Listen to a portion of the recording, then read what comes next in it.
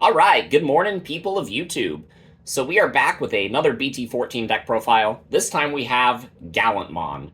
So with BT14 being an OTK format, us having access to Training Boost, Gallantmon is actually in a really interesting spot this meta.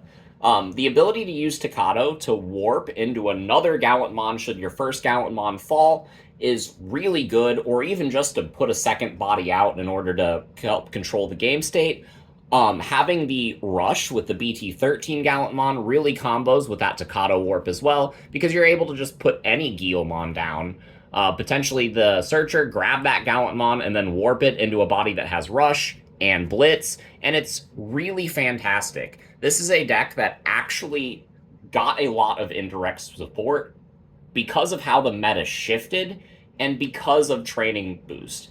Because there are a lot of Ukomon decks running around, decks like D-Brigade, Fenrir Luga, Gallantmon's ability to control the board state has never been more viable. So without further ado, we'll go ahead and get into the card by card. If you guys like this kind of content, make sure you guys like and subscribe.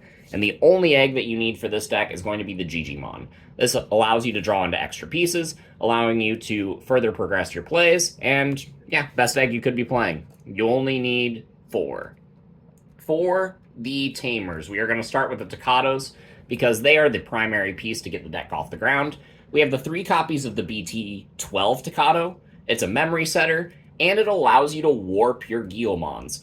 If you have the Guillemon that has Rush, you can go into something like the Raid Gallantmon because the Guillemon gives Rush to the stack.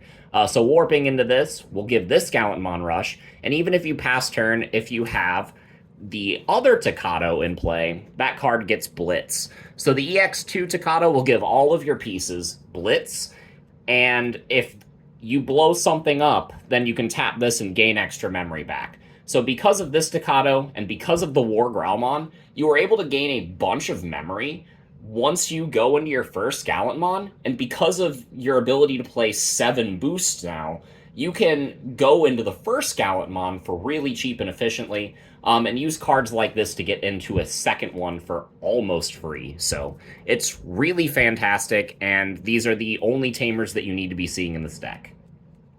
For the rookies, we are only playing Guillemons because they combo really well with the rest of the engine, and it's necessary for the Tocado warp, so I'm not playing Guillemon X because it is not a Guillemon name.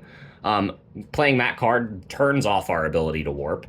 So we are playing 3 copies of the starter deck Guillemon. It is another warp piece, especially with how fast decks can get into level 6. Your ability to use this effect is really nice. Not only that, but the inheritable effect to draw extra cards is still really good. We play 3 copies of the BT12 Guillemon. I really like this card, not for its ability to grab Tocados, but because of that inheritable. If you have this and a Growlmon under your Raid Gallantmon, you're swinging 16k with Raid, which is really effective. I really like this piece, and it is one of my best cards that you can put under a Guillemon that you are going to warp with the Tocado into the BT13 Gallant. So this is a really, really effective card in a deck like this. We are playing 3 copies of the Searcher Guillemon from EX2, mostly for space reasons. Its inheritable effect isn't as good as some of the other inheritables in the deck, but it does serve a niche in being able to slam this and grab extra pieces, which is really nice. And then to round out the rookie package, we are playing 2 copies of the EX4 Guillemon. This is the card that gets Rush if there are 20 or more cards in both players' trash, which isn't as daunting of a task as it sounds. Like, if your first Guillemon, or if your first Gallantmon stack dies, it's like 6 cards there, plus whatever security it took out, plus whatever boost you popped off. It adds up really quickly. And having a Guillemon that you can play, have Rush, and then do things on top of this in order to be able to go into further plays with Rush, with Blitz, it's really good. I would actually consider bumping this card up to 3 if I didn't see it often enough. So for the level 4s, we are playing 3 copies of the starter deck Growlmon. Has a nice inheritable effect to gain us memory. It's a cheap hard play cost. It's a good Growlmon, but it is not as good as the BT12 Growlmon, which we are playing 4 of. This is the first card that we want to digivolve into outside of the racing area.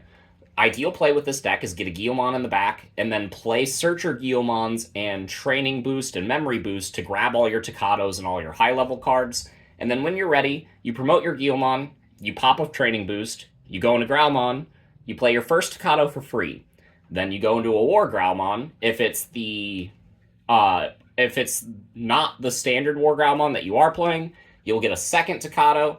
If you're playing the other War Growlmon, then you're going into a Gallant. Like, the ability to pop off after you get into this card and get your first Takato for free is immeasurable. Like, this is the main go card for the deck. Because playing that Takato is so important, I am actually playing a single copy of the BT11 Tyrannomon. So not only does this Growlmon have the good inheritable effect of plus 2,000, which, as I said, is really important for getting the raid Growlmon, or the raid Gallantmon high, this Tyrannomon has a similar effect to play a Tamer. It could only play the EX2 Takato, but if you evolve into this and then have another boost, pop this off, play this, then you can get a second Takato for free, or this is just a really effective card to play down for 5 in the early game to get your Takato for free. This card helps get the Takato for free, just like this Growlmon, and it has a very similar inheritable effect to give DP, just like this Growlmon. This Growlmon is a card that I would play more copies of if I could, so I'm including a Tyrannomon to help kind of fill that void. I am playing a single copy of a Goonimon. Hybrid for game is really good, especially since your Gallantmon is going to gain you a boatload of memory whenever it swings. Having enough memory to turn a Takato into a Tamer is really nice. So that is all I'm playing for my level 4s. For the level 5s, the package is also pretty light, again, because I am searching all my pieces and I am boosting into all of my Digivolutions to get effective evolves for free. So I don't need to fill my deck with a lot of unnecessary fluff. So I'm playing 4 copies of the BT12 War Growlmon because this is the best level 5 that Gallantmon has access to. And I'm playing 2 copies of the War Growlmon from EX3. So starting with the War Growlmon from EX3, this card can only evolve on top of your Growlmons in this deck because it evolves off of purple cards, which is a little bit unfortunate that you can't slam this on top of a Tyranno.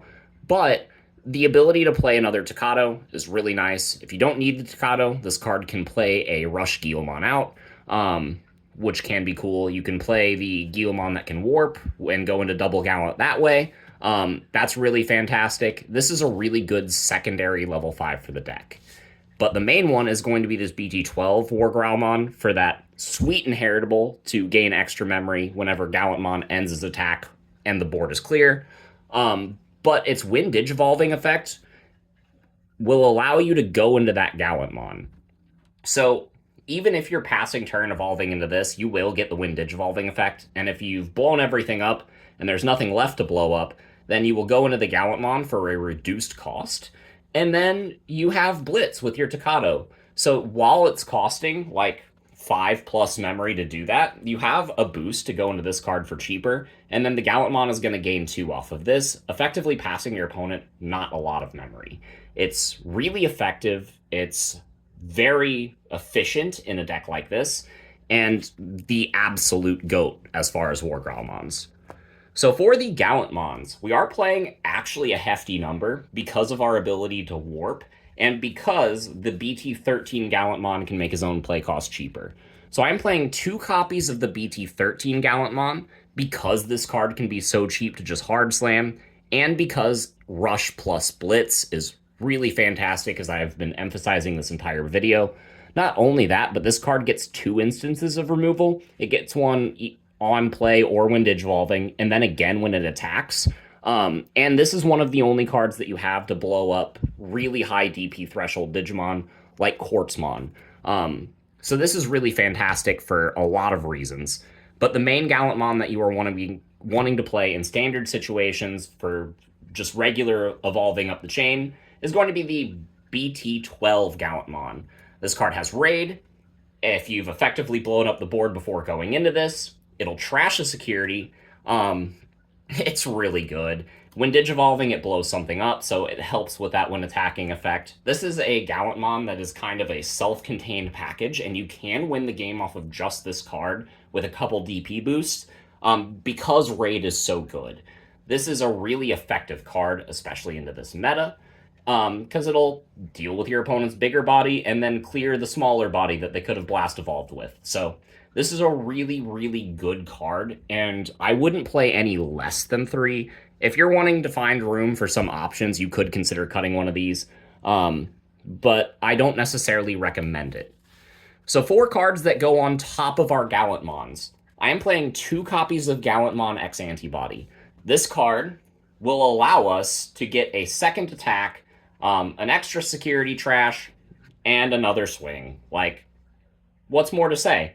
You don't really want to evolve this card directly on top of your War Growlmon. You really want to hold this card for whenever you're going into your Gallantmon stacks, and it's a really effective card for making the most out of your board state. I am playing 1 copy of Crimson Mode because I only own 1, and 1 copy of Omnimon from BT5 because I only own 1 Crimson Mode. If I had 2 Crimson Mode, this BT5 Omnimon would definitely be an extra copy of this, but the BT5 Omnimon giving you an Unsuspend and Blitz for game is really good. You know, Hybrid for game, Blitz Omni for game. They do similar things, especially since your Gallantmons are trashing securities, and yeah, it's still a really good card. Crimson Mode also helps you really control the board, and it can get blitzed with the Tocado, which is stupid. And when it attacks, it's trashing a bunch of your opponent's security, which is also stupid. And it's a really, really dumb card, and if you are evolving into this, you just feel like you are going to win that game, regardless of what happens after that. And it's just really satisfying. I really love Crimson Mode, and I don't think it will ever be a bad card unless they print a better copy of Crimson Mode. So for the rest of the deck, that's right, people, we got 4 copies of Offense Training and 3 copies of Red Memory Boost. Why? Because this deck wants to see its pieces. It needs to see the optimal stack in order to do the most. The problem people have with Gallantmon is they are trying to play a lot of fluff in the deck. They are trying to include a lot of pieces that don't improve your game plan and only actively slow you down. The problem with Gallantmon cards is most of them suck. A lot of them are just bait. So playing unnecessary level 4s and level 5s will only make your deck worse. Instead, play these cards. They will get you the cards you need, and then you can go into the cards you need and have an optimal Gallantmon stack, and then your opponent will be like, man, you only won because you saw the optimal cards for your Gallantmon stack. And you're just like, nah, I won because I searched for the optimal cards for my Gallantmon stack and played the game correctly. So do that. I'm playing 7 boosts.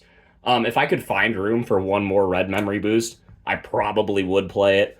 But yeah, I feel like 7 is enough. You want to drop 2 or 3 in the early game with a Guilmon and then just kind of pop off on turn 2 or 3.